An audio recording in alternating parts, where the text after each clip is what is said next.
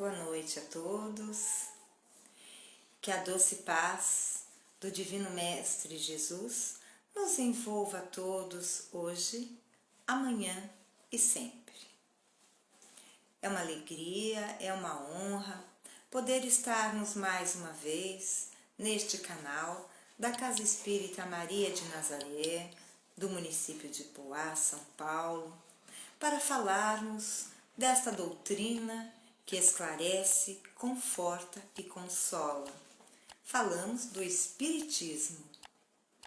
Então, hoje, João Firmino e eu estamos incumbidos, responsáveis pelo ligeiro estudo abrangendo 3 obras da doutrina espírita. A primeira obra a ser abordada é a Fonte Viva, ditada pelo Espírito Emmanuel ao saudoso e querido Chico Xavier. A segunda obra é que mostra, que nos traz a parte moral dos ensinamentos de Jesus, o Evangelho segundo o Espiritismo. E por fim, estudaremos hoje uma pergunta, uma questão do livro dos Espíritos, a primeira obra que dá origem a todas as demais da doutrina espírita. Ela é a base.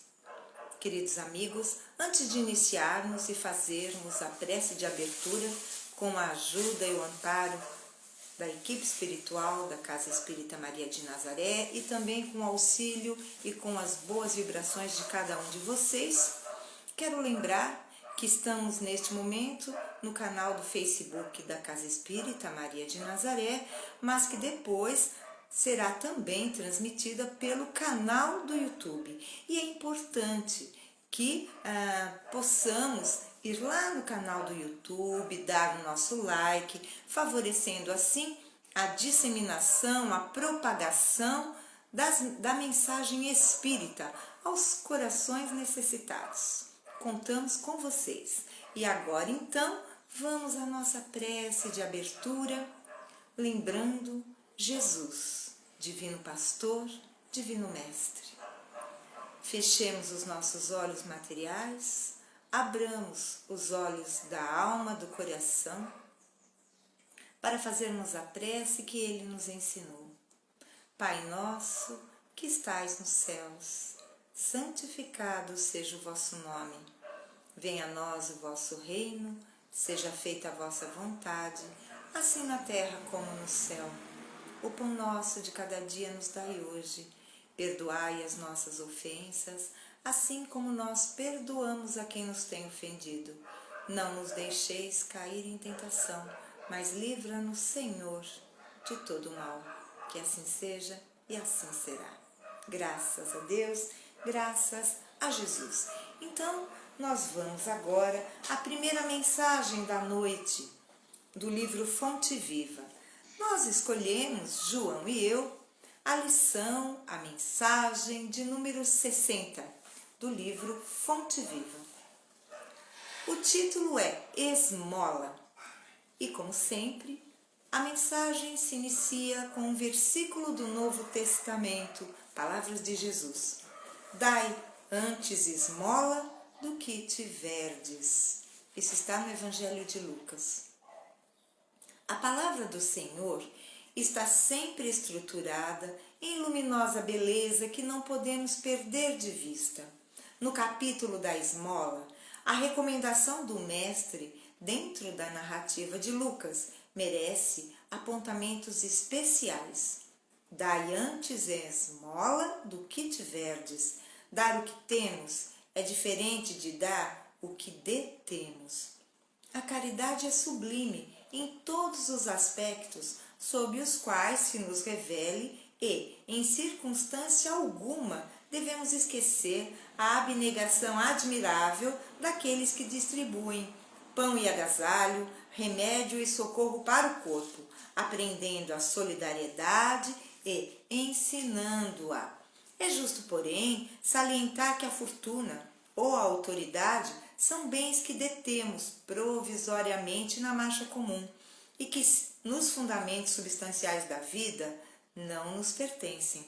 O dono de todo o poder e de toda a riqueza no universo é Deus, nosso Criador e Pai, que empresta recursos aos homens, segundo os méritos ou as necessidades de cada um. Não olvidemos, ou seja, não esqueçamos, assim, as doações de nossa esfera íntima e perguntemos a nós mesmos: que temos de nós próprios para dar? Que espécie de emoção estamos comunicando aos outros? Que reações provocamos no próximo? Que distribuímos com os nossos companheiros de luta diária? Qual é o estoque de nossos sentimentos? Que tipo de vibrações espalhamos? Para difundir a bondade, ninguém precisa cultivar riso estridente ou sorrisos baratos, mas para não darmos pedras de indiferença aos corações famintos do pão da fraternidade, é indispensável amealhar em nosso espírito as reservas da boa compreensão, emitindo o tesouro da amizade e entendimento que o Mestre nos confiou em serviço ao bem de quantos nos rodeiam, perto ou longe. É sempre reduzida a caridade que alimenta o estômago, mas que não esquece ofensa, que não se dispõe a servir diretamente ou que não acende luz para a ignorância. O aviso do instrutor divino nas anotações de Lucas significa: dai esmola de vossa vida íntima, ajudai por vós mesmos, espalhai alegria e bom ânimo, oportunidade de crescimento e elevação com os vossos semelhantes.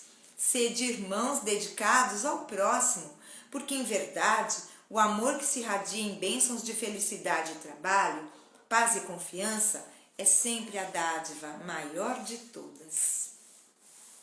Amigos, falando da esmola, qual seria então o significado da palavra esmola?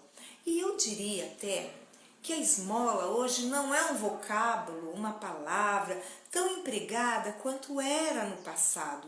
Ao tempo de Jesus, então, era extremamente comum as pessoas, por falta absoluta de recursos, se dedicarem à mendicância. Então mendigavam, pediam esmola.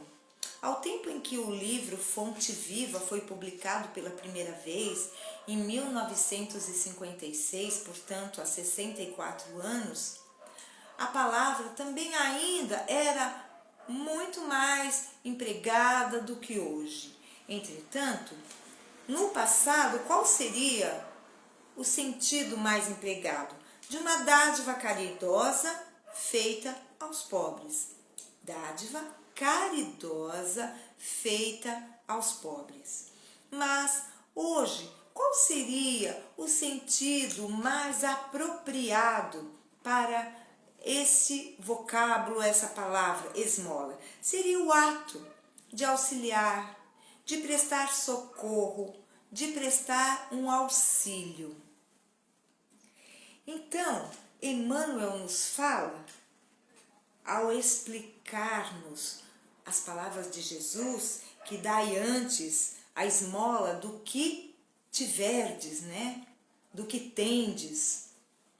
É diferente, segundo Emmanuel, o que temos e o que detemos. O que temos pode ser material, mas aí seria uma posse provisória. Portanto, Emmanuel nos fala que aquilo que temos e que é nossa posse real. O que temos e que é de fato nosso e que quando daqui partirmos pelas portas da desencarnação ainda será nosso. Tudo que for moral, espiritual, nada do que for material. Emmanuel, através de seu belíssimo texto, vai tecendo as suas argumentações, dizendo então que o que detemos é realmente provisório. Todo poder, toda riqueza pertence de fato a Deus, mas em nossas experiências materiais, nós que somos espíritos eternos, vivenciamos situações ora de riqueza, ora de penúria, em existências distintas.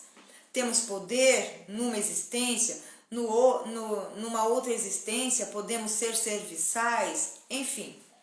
Então, num dado momento também da mensagem que me chama bastante atenção, é aquela em que você pode até ter um ato generoso para com alguém, matar a fome do faminto, dar um agasalho àquele que tem frio, porém não esquece a ofensa, não se dispõe a trabalhar, não se doa de si mesmo, não reparte com o outro a dádiva da alegria de viver, da bênção, da luz do conhecimento, da compreensão, da misericórdia, da indulgência, da caridade real. Porque a caridade real, meus amigos, ela não se detém apenas no que é material. Não que a caridade material não seja importante, claro que tem sua importância, porque primeiro precisamos auxiliar materialmente, mas não nos esqueçamos que junto deste auxílio, desse socorro material, necessariamente devemos doar de nós mesmos. E me ocorreu uma figura sobre a esmola. Quando uma pessoa pede esmola na rua, quando ela está numa situação de mendicância, qual é o gesto que ela costuma fazer? É este: pedindo. Ela estende a mão para pedir. E nós, para auxiliar, também estendemos a mão para auxiliar este alguém que naquele momento, infortunadamente, sente falta do necessário para sobreviver neste mundo de expiações e provas. Então veja, tanto o que pede quanto aquele que doa estendem a mão. E isso me ocorreu que todo aquele que pede e faz esse gesto, na verdade, ele também está estendendo a mão para que nós tenhamos compaixão, para que nós tenhamos a oportunidade de ajudar. Portanto, aquele que pede da nossa misericórdia, aquele que pede pão, aquele que pede um agasalho, aquele que pede a nossa atenção, está, na verdade, nos auxiliando, nos doando também, nos entregando a oportunidade de sermos úteis. Então, por isso que a doutrina espírita, quando fala que a mão esquerda não sabe o que faz a direita, e que a caridade no seu sentido mais amplo seria de inverter os papéis. Aquele que tem a condição de doar e ajudar o outro deveria agradecer. E é isso que devemos fazer. Quando surgir a oportunidade de ajudarmos alguém, devemos agradecer. Porque este alguém está nos dando a oportunidade de auxiliar-nos, de praticar a caridade tão propalada no meio espírita, mas a caridade maior, que é a caridade do amor, da paz que possamos ter em nossa intimidade. Graças a Deus, esses eram os comentários. E agora nós vamos para a leitura do Evangelho segundo o Espiritismo. E o tema não poderia ser outro, já que o Fonte Viva foi esmola. Nós vamos falar da caridade segundo São Paulo. Segundo Paulo, o apóstolo dos gentios. Este item está no capítulo 15, fora da caridade não há salvação. Se eu falar as línguas dos homens e dos anjos e não tiver caridade, sou como o metal que soa, ou como o sino que tine. E se eu tiver o dom de profecia e conhecer todos os mistérios, e quanto se pode saber, e se tiver toda a fé, até o ponto de transportar montes, e não tiver caridade, não sou nada.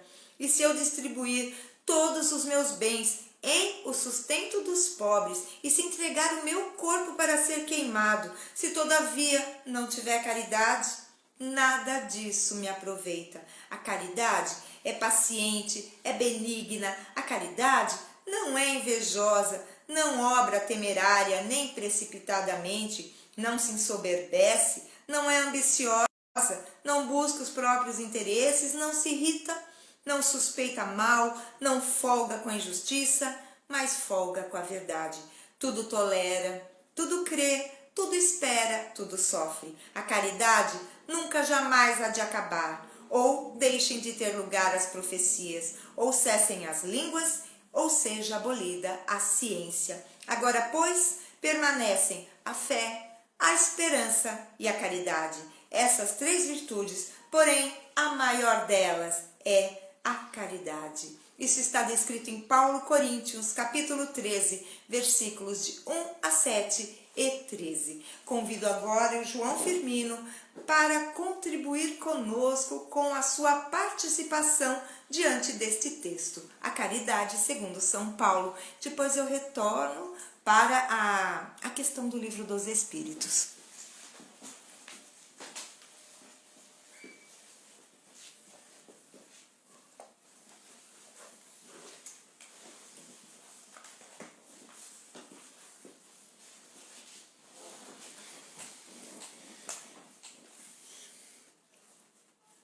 Senhoras e senhores, boa noite a todos. Muito amor a nos envolver neste momento, nestes instantes em que nos encontramos conectados, interligados através dos laços do amor. Temos a presença da tecnologia através de uma live, os aparelhos de celulares que estão aí conectados, possibilitando a nossa imagem chegar até os olhos de todos que estão conectados conosco, mas o que realmente nos faz esta ligação precisa e principalmente a mais importante é a ligação do amor. E quando nos encontramos ligados, interligados, conectados pelo amor, já estamos exercitando a caridade. Porque tem uma definição da palavra caridade que eu gosto muito, que caridade é o amor em ação. Então, são muitas as maneiras, os meios em que podemos estarmos agindo, estarmos ativos e praticando a caridade. Porque, como a Vânia, nos seus comentários, nos falou, que e o que está lá na fala de Paulo, que fora da caridade não há salvação, e em certas outras palavras ele nos diz que se falarmos a língua dos anjos, dermos tudo o que temos e etc., mas se não tivermos amor, esse amor ativo, para realmente nesta atividade, eu diria, caritativa e amorosa, envolver o nosso próximo, o nosso irmão, nessa energia benfazeja, para que ele possa aproveitar a nossa doação por inteiro. É lógico que existe vários momentos, várias facetas, várias oportunidades e N necessidades do próximo. Eu às vezes costumo dizer que se a pessoa chega até nós, se ela está com fome, não adianta eu querer falar do Evangelho, dar ali um sermão, né? Passar mensagens sublimadas do Evangelho de Jesus, que a necessidade dela naquele momento é o alimento material, é um pedaço de pão, é um prato de comida.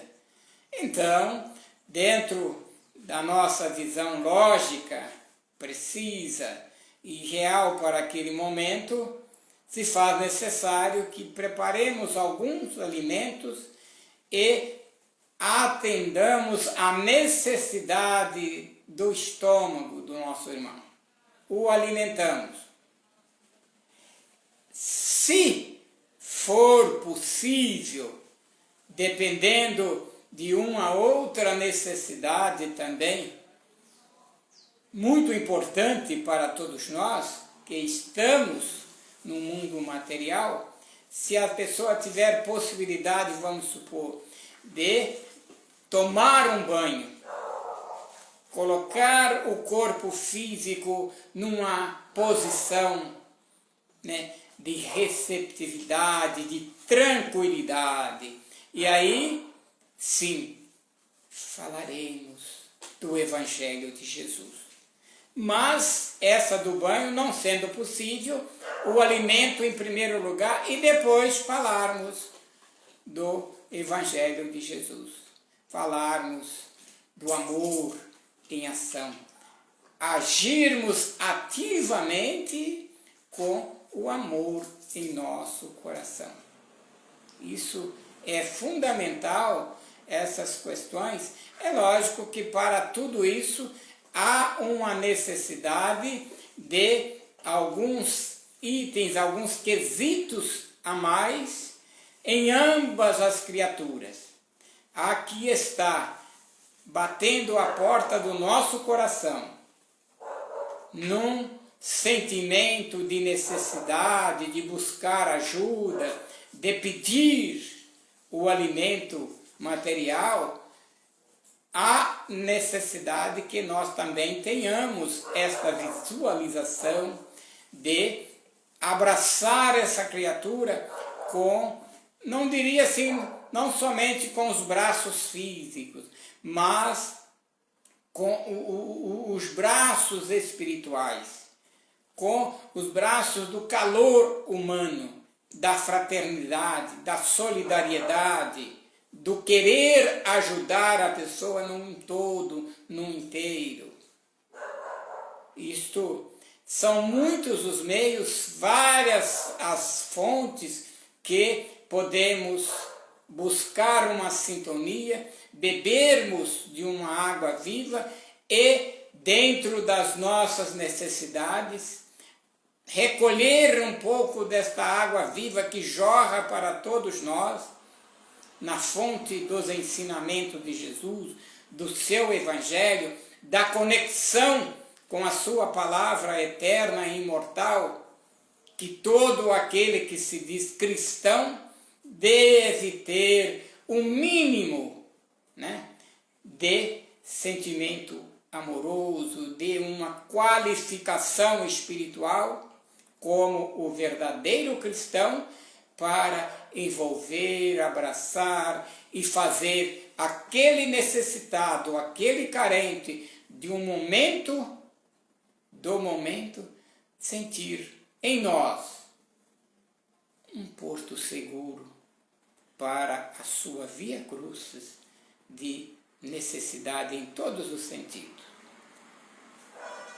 Muita paz a todos. Que Deus nos abençoe, nos fortaleça, nos ilumine, para que estejamos sempre preparados para exercitarmos o amor caritativamente para todos aqueles que batem a porta do nosso coração, neste momento de experiências que estamos vivendo, à luz da doutrina dos Espíritos.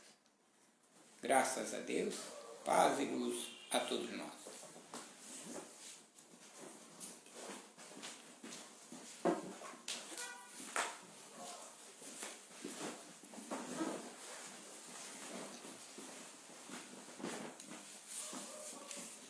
Meus amigos, Dando continuidade e já nos dirigindo para o encerramento da nossa atividade, faremos a leitura de uma questão do Livro dos Espíritos.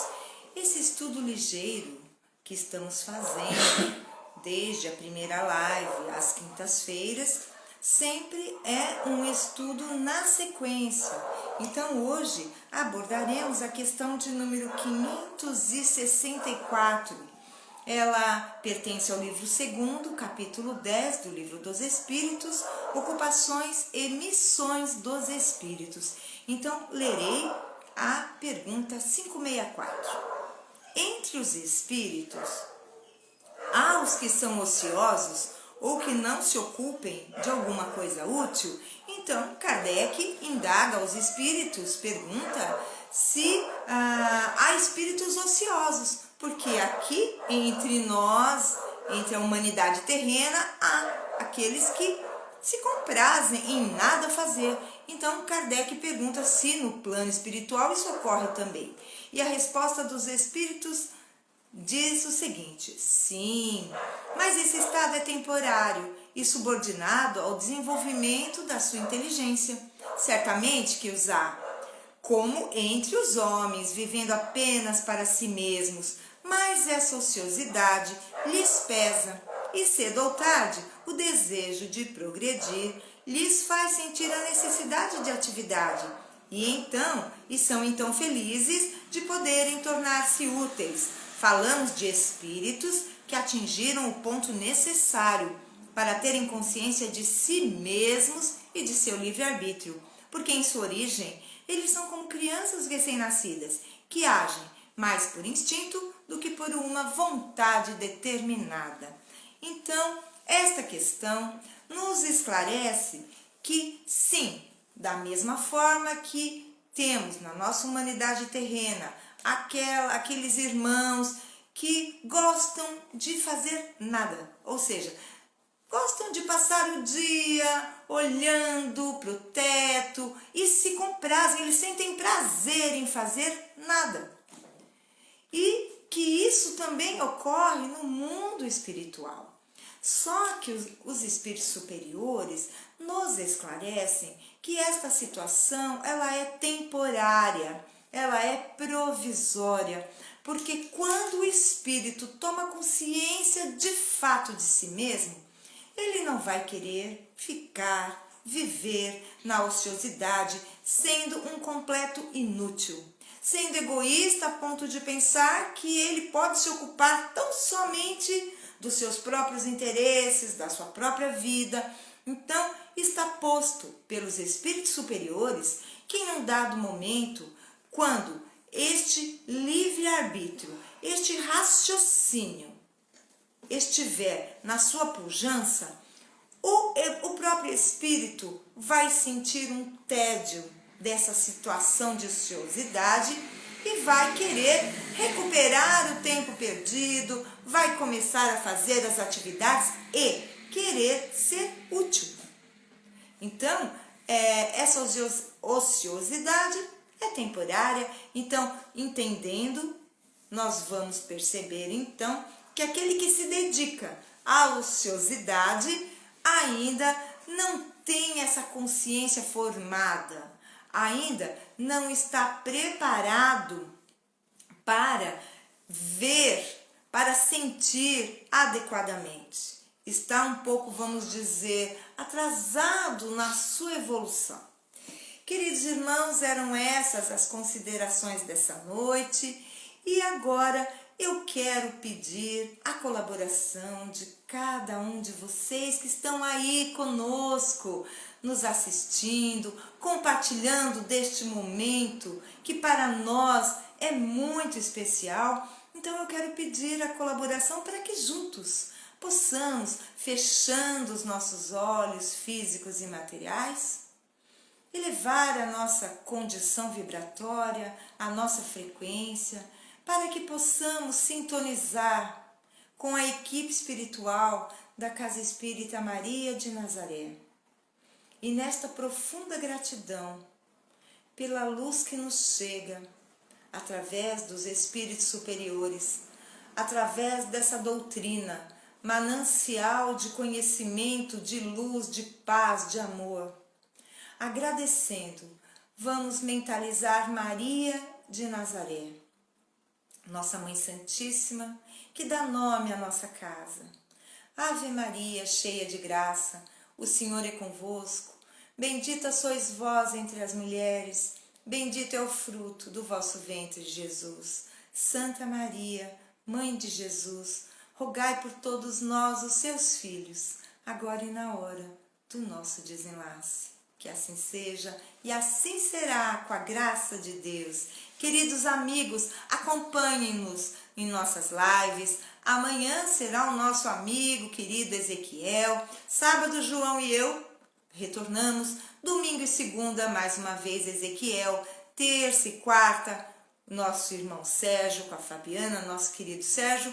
E lembrando que todos os dias, às 18 horas, temos a live, com exceção da quarta-feira, que acontece ao vivo da nossa própria casa espírita, que é lá que o Sérgio faz o evangelho na abertura do trabalho de quarta-feira, que é dedicado a uma assistência espiritual ao dependente químico. Queridos amigos, um fim de noite iluminado com a paz do Divino Mestre Jesus. Um abraço fraternal a cada um de vocês.